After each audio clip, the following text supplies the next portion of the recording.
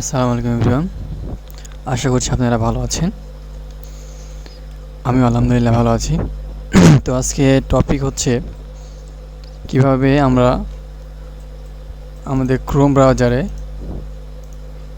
vidIQ এক্সটেনশনটি add করতে পারবো। তো সরাসরি আমরা চলে যাচ্ছি আমাদের কম্পিউটার স্ক্রিনে। আমরা ব্রাউজার ওপেন করে নিই। যে চ্যানেলে আমরা অ্যাড করব সেই ইউটিউব চ্যানেলটি আমরা ওপেন করে নিলাম। এরপরে আমরা এখানে একটা ট্যাব নিব, লিখব বিআইডি আমি এখানে আগে ইউজ করেছিলাম, এই জন্য চলে এসেছে vidIQ ক্রোম এক্সটেনশন। এন্টার। প্রথমে যেটি আসবে এখানে আমরা ক্লিক করে দিব। এখানে install Chrome extension, okay click করে দিলাম।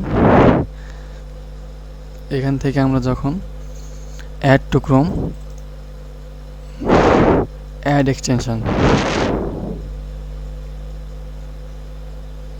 দেখুন এটি ডাউনলোড হয়ে যাচ্ছে।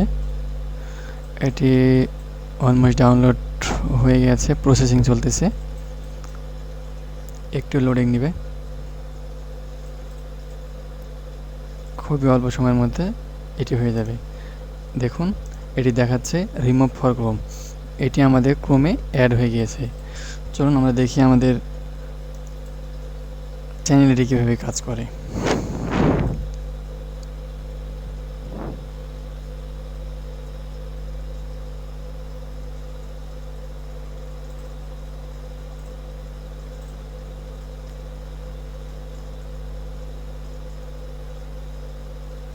ওয়েট,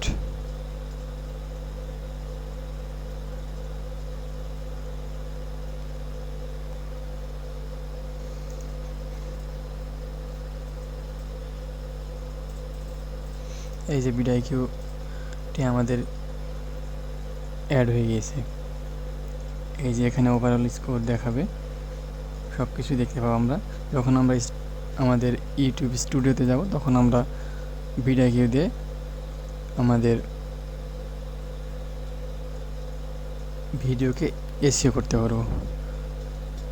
তো আজকে এই পর্যন্তই ছিল। আশা করছি আপনারা এই ভিডিও দেখে উপকৃত হয়েছেন। উপকৃত হলে অবশ্যই আমার চ্যানেলটিকে সাবস্ক্রাইব করবেন। আসসালামু আলাইকুম।